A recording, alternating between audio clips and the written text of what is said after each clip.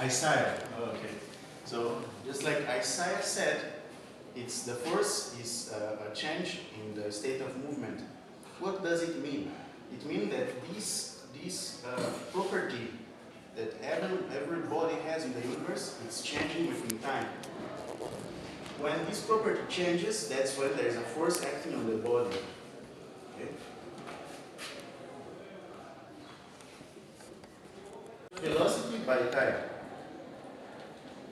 How we have a specific name for this. Let's say I'm driving my car. Acceleration. Very good. Very good. What's your name? Moses. Oh, amazing. Everyone has prophets' names. Isaiah, Moses, Daniel. So this is acceleration.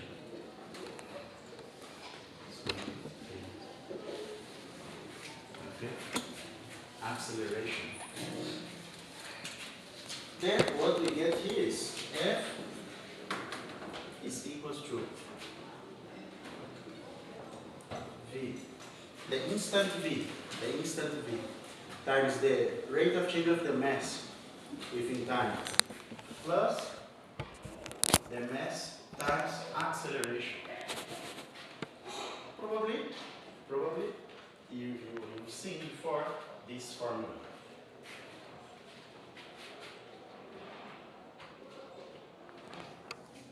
Who has seen this before? F goes MA. You can use F is MA. You never said it's very famous. Yeah, I see it. Who's there? Who's? No, right? It's this. If I measure the mass of if I measure the weight of the sandal before and after I apply the force, it's still the same, right? Yes. So the rate of change of the mass is over time 0, right? Yeah. It does not change. The mass initially is equal to the mass at the end of the movement. So like the mass at the end is equal to the mass in the beginning, the initial mass.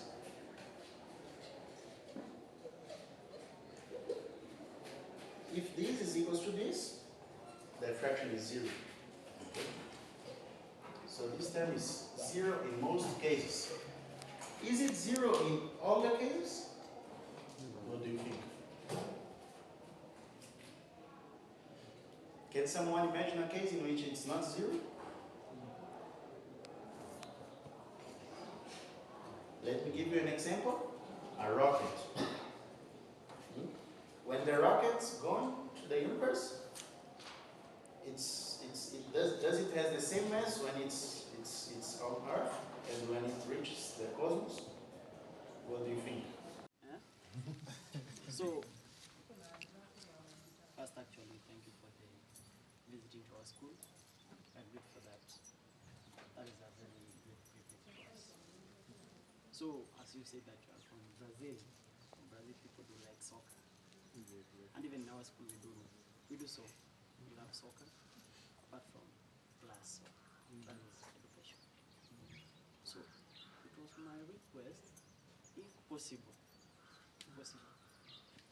can give us 2 to 3 balls. Young man, who told you to do that? I told you those things will first man.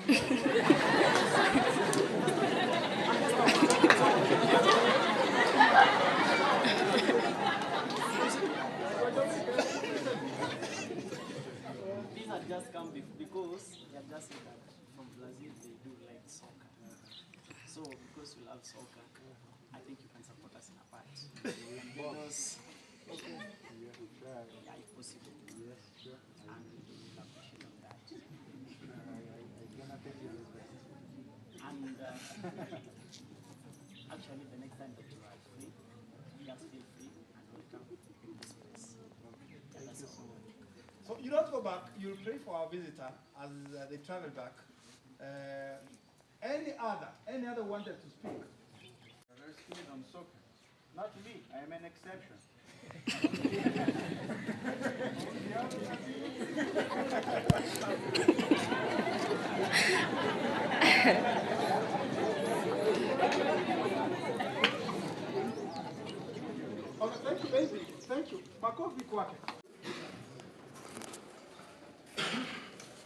with this one we are considering conservative fields. Okay, so if you are non-conservative fields, it might be different because then you depend on the road. So the displacement alone won't be enough for you to discover the amount of work spent. So let's say, so when we are talking about work, we have two cases. The first case is conservative.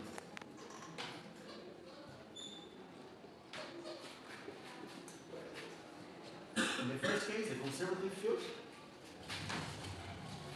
it doesn't matter the route, the actual path that the object did.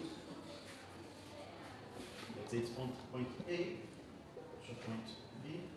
I'm just interested on the distance, and if I know the distance and the force applied, I will discover the work. Okay.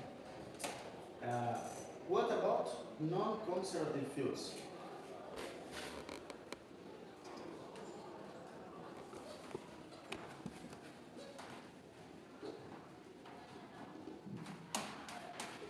This one, only this distance is not enough to discover the work spent.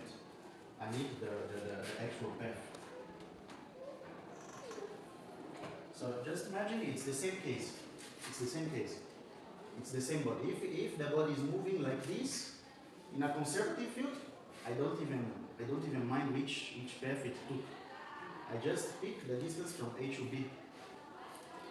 Okay, and I make it times force, and it will give me the work. Simple. If I'm talking about a non-conservative field, I should mind the path, the total distance from A to B. Okay. And sometimes it gets even crazier. Like sometimes the field has one magnitude here, another here. So, but we do not enter in those cases. Generally, do not enter in those cases in high school. Most of the cases in high school we just treat on conservative fields. Okay. Does it make sense? Yes. I'll give you an example. The gravity is generally a conservative field, except by the atmosphere. So the atmosphere disturbs the conservative character of the gravity. But let's say if you're in the moon. If you're in the moon has an atmosphere, but it's so low so we can even ignore it. Even here on Earth, for most of the daily life problems, we even ignore the atmosphere. Okay? But if you're talking about rocket science or airplane science, we should consider the role of atmosphere. So I'll just give you an example. If we are on the moon and we just drop our pen, the amount of work done by the gravity there will be the same if we drop it straight or if we throw it, we drop it with an angle. Okay? The amount of work done by gravity will be the same. Then you can say, oh, but from the triangle, the hypotenuse is longer than the capitz in English. It's capitz.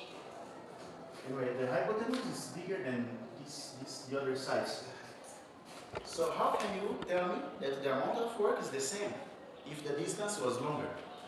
That's the point. I only want to see the displacement, and from the graph point of view, the displacement is the heightness it was and the heightness it's reached. Okay? How much is 3 grams in kilograms? Or 3 minus 3, okay? Kilograms. Generally, I always recommend you to get used with this. I don't know if you are all used with the scientific notation. They usually divide by 1,000. They divide by 1,000. They divide by 1,000. Okay. Yeah, it's the same thing. Okay.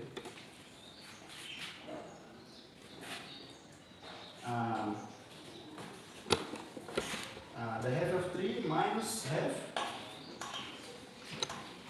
is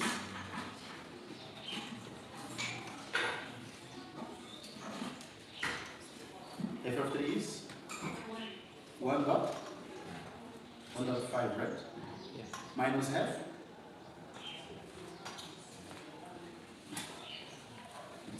You're talking about this.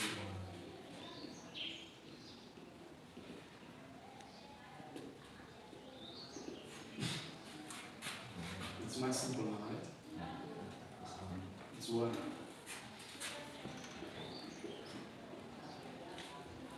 And delta t in 1 is 1 second, so hence that's the easiest. Okay. Now, here we don't even have any calculus to do. It's just realizing that s times s, second times second, second squared. Okay? Kilograms meter per second squared. Okay. Nice. Meter per second squared is a unit of acceleration, right? So here we have kilogram is a unit of mass. Mass times acceleration. This we carefully cause Newton.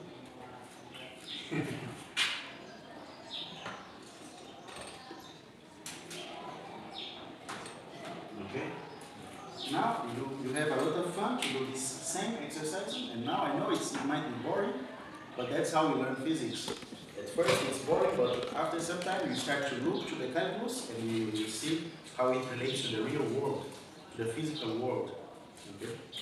So I leave for you, those are the ones. Okay? If you have any trouble to change the unities or to perform the calculus, we are here to help you. Okay? Does anyone have any doubt? Okay, so let's try to perform. Maybe somewhere. How do we find it? It's a fraction. It's a fraction.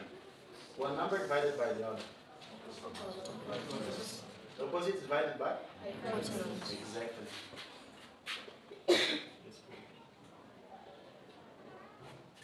Okay. This is sine. Now, the cosine of theta. This one's simple. Which one? Exactly. Okay. It makes sense, right? Now, the tangent. Tangent. The tangent of theta. The tangent of theta is? Exactly.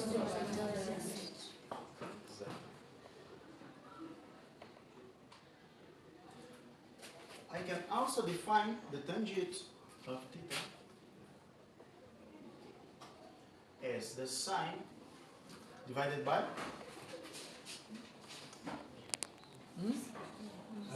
the cosine.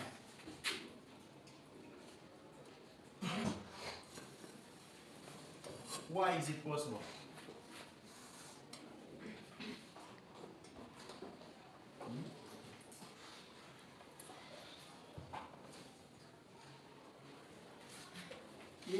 If I pay attention, if I pick this and divide by this, what is going to cut out?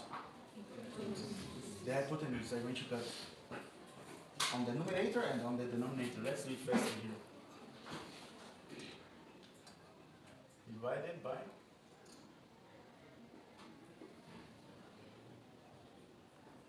so you end up with opposite divided by adjacent. What is tangent? The definition of tangent. Okay? So if you know one of the sides and the angle, you know a lot. Okay? You know a lot. Why? We have what we call the sine law. Have you ever heard about this? Do you remember sine law? Do you remember it? The sine law. Sine law? The sine law, let's pick another example here. C'est ça. Sine law.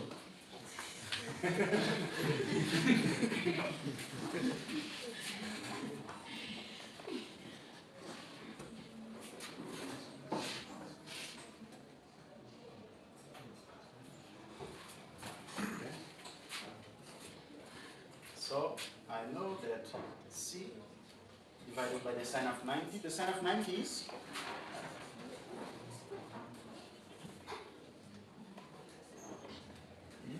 someone knows? What is sin 90? You people are doing mathematics. Okay, let's try to recall it. Sine of 90, I know this one is 90. I didn't define a value for alpha and beta. Okay, they're just variables. So it's a very general law. It's a very general law. It's very useful. Okay, and a, so this fraction should be equal to a divided by the sine of alpha. Okay. Is equals to. And it's also equal to b divided by the sine of beta. Okay? This is the definition of the sine law. Okay? And the 90, we have the special angles. Okay?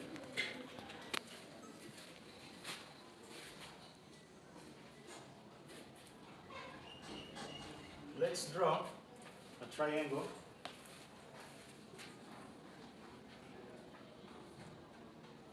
in which the alpha angle is 30 degrees. What can we say about this one? About the beta angle? The sum of the three angles should be 100? 108. This one is? 90. This one is? So what can I tell about this one? 90 minus. 60, exactly. Okay. So those ones are the special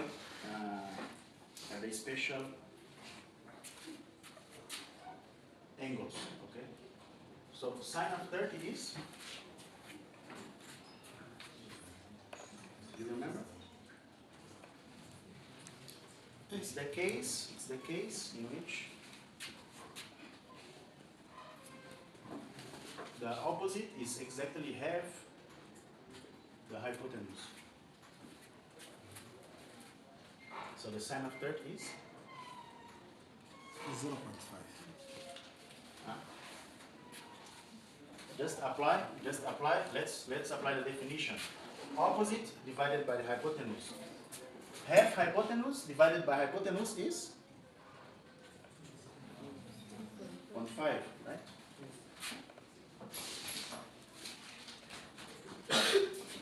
Nice. This one is trivial. This one is not that trivial, okay? But you might